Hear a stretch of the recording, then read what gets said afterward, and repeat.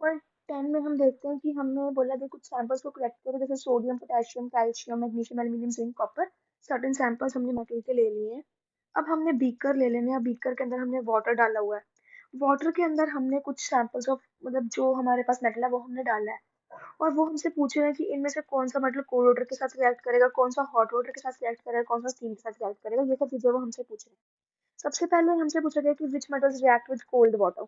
तो हम ये कह सकते हैं कि जो सोडियम, पोटेशियम और कैल्शियम है ना, वो रिएक्ट करेंगे कोल्ड वाटर के साथ।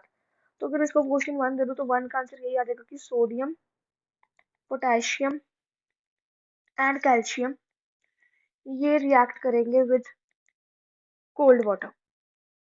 और आगे उन्होंने पूछा गया कि इनकी रिएक्टिविटी बताओ। तो सबसे ज्यादा जो रिएक्टिव होगा वो होगा सोडियम, फिर हमारे पास होगा पोटेशियम एंड फिर हमारे पास होगा कैल्शियम।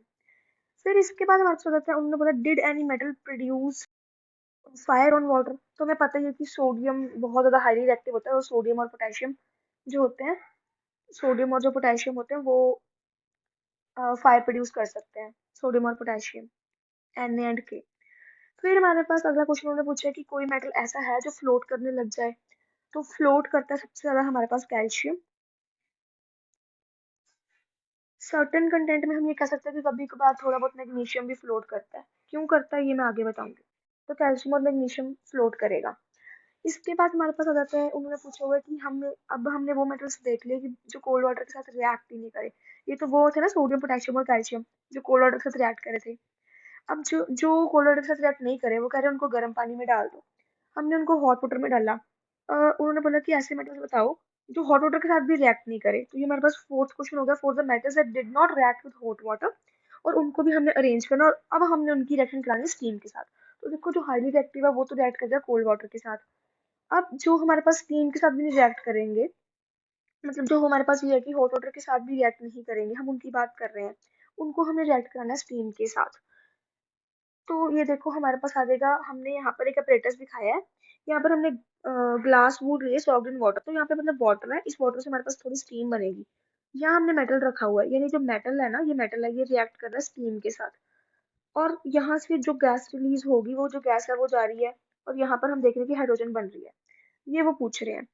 अब उन्होंने बोला हुआ कि जो मेटल हॉट वाटर के साथ भी रिएक्ट नहीं करे, उनको स्टीम के साथ रिएक्ट करा दो। फिर अगला क्वेश्चन पूछा हुआ है, ये कोई क्वेश्चन नहीं था। Which metal did not react even with steam. तो स्टीम के साथ कौन रिएक्ट नहीं करा। हम ये देखेंगे कि जो कॉपर है, लेड है, सिल्वर है और गोल्ड है, ये रिएक्ट नहीं करते, स्टीम के साथ भी नहीं करते। तो copper, lead, silver, gold steam के साथ भी रिएक्ट नहीं करते। Do not react with water. Hot water के साथ तो करे ही नहीं, वाटर और स्टीम एट ऑल, ये रिएक्ट नहीं करे। अब हम उन्होंने बोला हुआ arrange the metals in decreasing order of reactivity with water.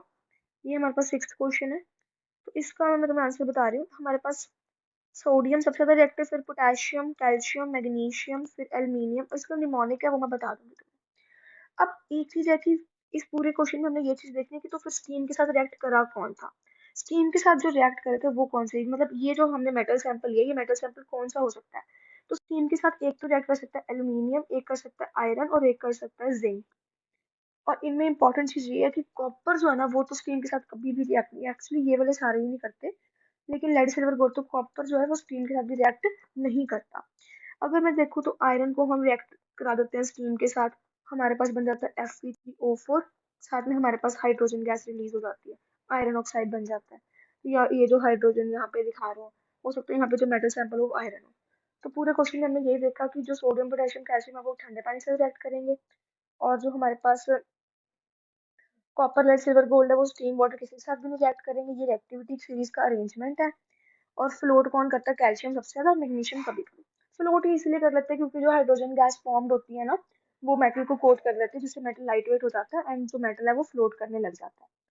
अब हम डिस्कस करेंगे नेक्स्ट एक्टिविटी, एक्टिविटी 3.11। अब इसके अंदर देखो उन्होंने बोला है collect all metal samples. Sodium और पोटेशियम के अलावा हमने बाकी सारे मेटल सैंपल्स ले लिए। अगर तो हमें लगे कोई मेटल टार्निश्ड है, उसके ऊपर ऑक्साइड वगैरह की लेयर आई है, तो हमने इसको सैंड पेपर के साथ क्लीन कर देना है।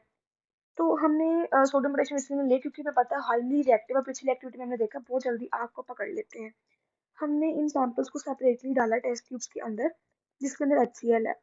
और हम मतलब हम जैसे हमारे पास HCl है, इसके अंदर हमने मेटल डाला हुआ है, तो ये बता रहे हैं कि हमारे पास थर्मामीटर हमने लगाए हुए हैं, एसिड के अंदर डिप करे हुए हैं, और हम ये देख रहे हैं कि कितना टेम्परेचर है, कौन जल्दी रिएक्ट करता है, कौन लेट रिएक्ट करता है, कौन बबल्स बनाता है। ये सब चीजें हमने देखनी है। और हाईएस्ट जो हमारे पास रिकॉर्डेड टेम्परेचर होगा वो किस मेटल में होगा, ये हमें देखना है। सबसे पहले हमने ये चीज याद देखनी है कि इस एक्टिविटी के डिस्कशन में हम ये देख सकते हैं कि हमारे पास जो मैग्नीशियम है ना वो सबसे ज्यादा विगरसली रिएक्ट करा। तो अगर हम यहाँ पर आंसर देखें which metal react vigorously with dilute hydrochloric acid, तो वो होगा मैग्नीशियम। क्योंकि सोडियम पोटेशियम के बाद अगर किसी की रिएक्टिविटी है तो वो है मैग्नीशियम की। तो हम ये कह सकते हैं कि मैग्नीशियम बहुत ज्यादा विगरसली रिएक्ट करेगा। तो मैग्नीशियम रिएक्ट्स मोस्ट विगरसली, बहुत तेजी रिएक्शन दी उसने। उसके बाद आ जाएगा हमारे पास एल्यूमिनियम, जिंक और Fe। और हमने इसमें ये देख लेना कॉपर रिएक्ट नहीं करेगा, कॉपर डिड नॉट रिएक्ट।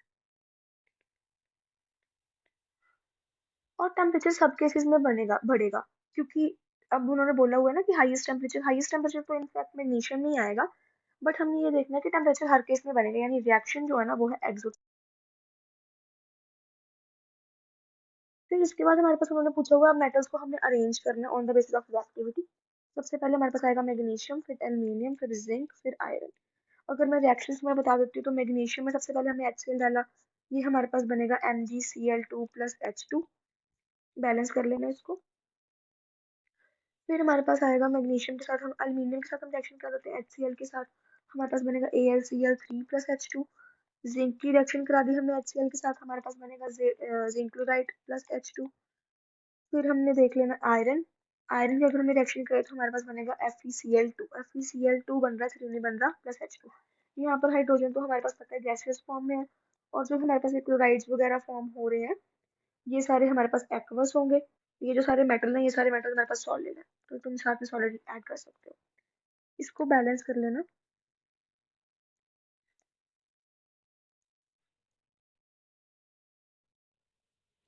तो जो मेटल्स है वो एसिड के साथ रिएक्ट कर रहे हैं। अब हमने ये देखा कि कुछ मेटल्स एसिड के साथ रिएक्ट नहीं कर रहे जो बिलो रिएक्टिविटी सीरीज है।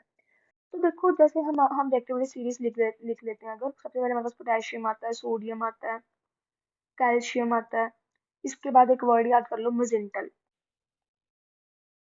तो यहाँ पर magnesium, aluminium, zinc, iron, Fe होता है उसका सिंपल, निकल, टिन और लेड। फिर हाइड्रोजन आ जाता है, कॉपर वगैरह आ जाता है। जो भी हाइड्रोजन से नीचे है ना, जो भी हाइड्रोजन से नीचे, जैसे कॉपर आ जाएगा हाइड्रोजन से नीचे, इसीलिए वो रिएक्ट नहीं कर रहा।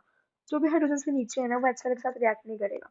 अब क्यों नहीं करेगा? क्योंकि अगर हम इन रिएक्शंस में नोटिस करें तो ये डिस्प्लेसमेंट रिएक्शन है। मैग्नीशियम को H को हटाना पड़ेगा, मैग्नीशियम को H को हटाना पड़ेगा। जब मैग्नीशियम H को हटाएगा तभी MgCl2 बनेगा।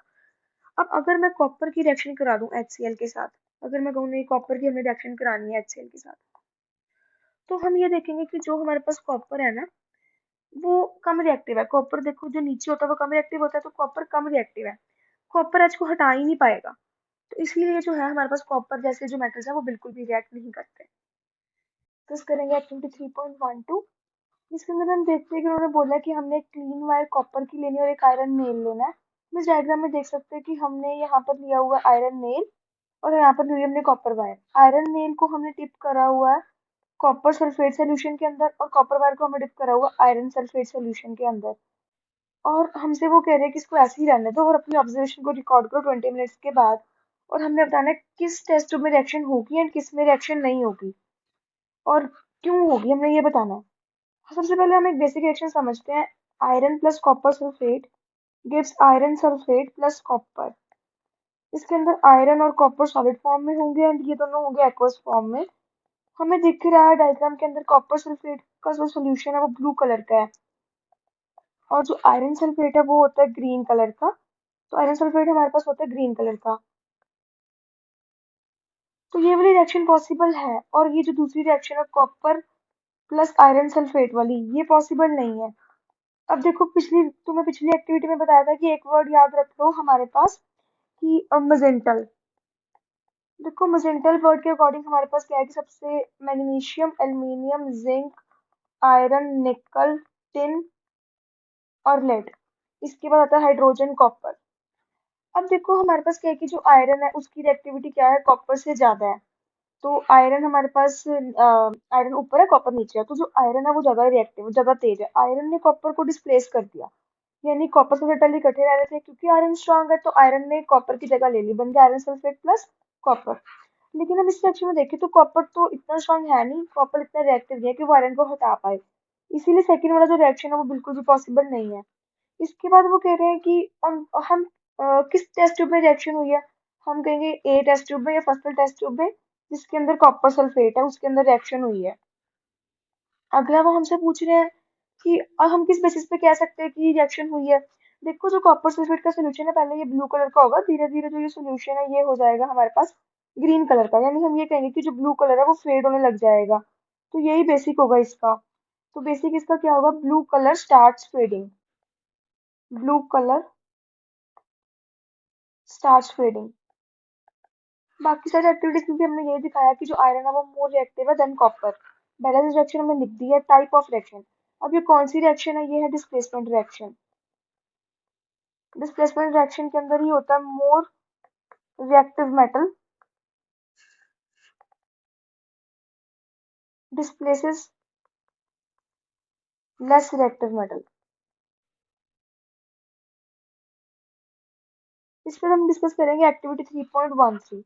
अब देखो इस एक्टिविटी के अंदर हमने क्या देखना है, हम कह रहे वो कह रहे हैं कि एक सैंपल लो सोडियम क्लोराइड के, पोटेशियम आयोडाइड के, बेरियम क्लोराइड के, सारे सॉल्ट्स ले लो जैसे NaCl, Ki, BaCl2, और इनकी फिजिकल स्टेट कैसी होगी। देखो सॉल्ट्स हैं, जो सॉल्ट्स हैं वो फिजिकली कैसे स्टेट में होंगे, वो होंगे हार्ड एंड ब्रिटल। तो इसका यही आंसर आ जाएगा, हार्ड एंड ब्रिटल सॉल्ट ऐसे ही होते हैं। अब उन्होंने बोला हुआ थोड़ा सा सैंपल लो मेटल स्पैटुला के अंदर। देखो स्पैटुला एक स्पून की तरह होता है, इसके अंदर हमने कोई मेटल डाला हुआ है, ये जैसे हमें देखने को मिल रहा है, ये मेटल स्पैटुला एक स्पून है, और हम इसको डायरेक्टली बर्नर पे हीट कर रहे हैं, यानी मेटल को हम डायरेक्टली हीट कर रहे हैं स्पून में डाल के। तो वो हमसे पूछ रहे हैं कि क्या ये कोई फ्लेम को कलर इम्पार्ट करेंगे। तो ये बिल्कुल रट्टे वाली चीज है कि जो NaCl है वो देगा ऑरेंज येलो कलर, जो हमारे पास पोटेशियम आयोडाइड है वो देगा वॉयलेट कलर, और जो हमारे पास BaCl2 है वो देगा ग्रीन कलर। तो NaCl हमें देगा ऑरेंज येलो कलर, Ki हमें देगा वॉयलेट कलर, और BaCl2 हमें देगा ग्रीन कलर। इसके बाद उन्होंने हमसे पूछा होगा कि यार कंपाउंड्स मेल्ट होंगे। तो ये कंपाउंड्स बिल्कुल भी मेल्ट नहीं हो सकते, दीज डू नॉट मेल्ट। आगे वो हमसे कह रहे हैं कि इन सैंपल्स को डिसॉल्व करो वाटर में, पेट्रोल में और केरोसिन में, और ये इसमें सॉल्युबल है कि नहीं। एक इजी सा कंसेप्ट बता रही हूँ कि जैसे NaCl है, NaCl में Na पॉजिटिव है, Cl नेगेटिव है। वाटर होता है हमारे पास H2O, तो वाटर के अंदर होता है H2O के अंदर होता है H पॉजिटिव और OH नेगेटिव। यानी कि ये जो कंपाउंड्स में पॉजिटिव नेगेटिव होते हैं इनको हम बोलते हैं पोलर कंपाउंड्स। केमिस्ट्री में रूल होता है लाइक डिसॉल्व लाइक, इसका मतलब है पोलर चीजें पोलर को मिक्स कर सकती हैं। या तुम सिंपल एक चीज याद रख लो कि जो नमक है वो पानी में मिक्स हो जाता है, तो ये सारे सॉल्ट्स हैं, ये वाटर में इजिली मिक्स हो जाएंगे। लेकिन पेट्रोल एंड केरोसिन में ये मिक्स नहीं होंगे, तो हम यही कहेंगे सोलुबल इन वाटर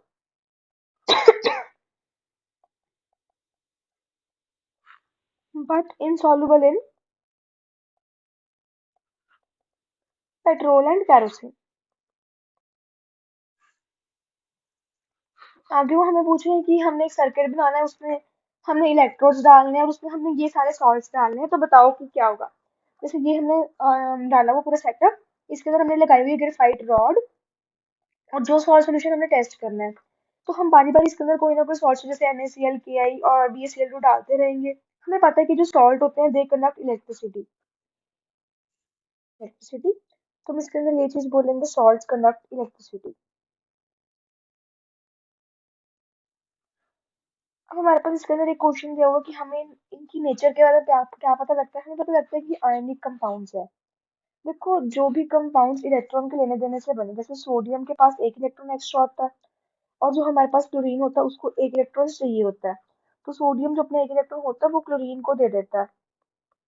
तो ये ऐसे कंपाउंड्स को हम बोलते हैं आयनिक कंपाउंड्स। तो ये हमारे पास आयनिक कंपाउंड के एग्जाम्पल है। जो शेयरिंग से बनते हैं उनको हम बोलते हैं कोवलेंट कंपाउंड्स।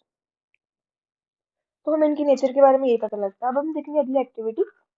अब देखो इस एक्टिविटी में उन्होंने बोला हुआ कि तुम 3 टेस्ट ट्यूब्स ले लो और तीनों के अंदर ना आयरन नेल्स रख दो। हमने तीनों के अंदर कील डाले हुए हैं, ए है हमारे पास टेस्ट ट्यूब, ए हमारे पास टेस्ट ट्यूब, बी है हमारे पास टेस्ट ट्यूब, सी है।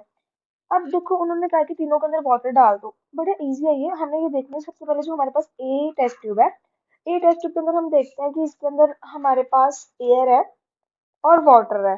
क्योंकि हमने वाटर ऐड करा हुआ है, वाटर के अंदर नेचुरली एयर होती है, सम अमाउंट ऑफ एयर उसके अंदर है ही है। अब देखो, इस एक्टिविटी में हमने ये प्रूव करना है कि एक प्रोसेस होता है कोरोजन। कोरोजन मतलब होता है रस्टिंग। जो रस्टिंग या कोरोजन होता है उसको होने के लिए, मतलब जंग लगने के लिए एयर और वाटर दोनों चाहिए। हम कह सकते हैं air and moisture both are necessary conditions for rusting. Both are necessary conditions for rusting. तो देखो, इसके अंदर हमें ये देखना है कि जो हमारे पास ए है उसके अंदर एयर भी है और वाटर भी है, तो उसके अंदर जंग लग गया। देखो हमें देखने को मिल रहा है रस्टी आयरन, तो इसके अंदर हमें रस्ट देखने को मिल रही है, जंग मिल गया। अगर हम बी वाले टेस्ट ट्यूब के अंदर देखें तो इसके अंदर हमने बॉइल्ड वाटर डाला है, यानी उबला हुआ पानी हमने यूज किया है। जो बॉइल्ड वाटर होता है उसमें से गैस उड़ जाती है, वेपर बन के उड़ जाता है, तो मतलब बॉइल्ड वाटर में एयर तो नहीं होती है और वाटर तो है ही है। तो हमें तो दोनों चीजें चाहिए थी रस्ट होने के लिए, क्योंकि एयर नहीं है तो रस्टिंग नहीं हुई। तो हम देख सकते हैं फिगर बी में कोई रस्टिंग नहीं हुई हुई। हमने इसके ऊपर ऑयल की भी लेयर डाली हुई है, ये इसलिए डाली हुई है ताकि अगर ऊपर से थोड़ी बहुत एयर आए भी वो वाटर के अंदर ना जा पाए, एयर वाटर के अंदर ना जाए। मतलब हमने प्रूव करना है कि अकेला वाटर से रस्टिंग नहीं हो सकती। अगर हम सी डायग्राम में देखें तो सी के अंदर हमने एक कंपाउंड डाला हुआ जिसका नाम है anhydrous calcium chloride. Anhydrous calcium chloride जो होता है ये ड्राइंग एजेंट है। इसका मतलब है कि ये मॉइस्चर को एब्जॉर्ब कर लेता है।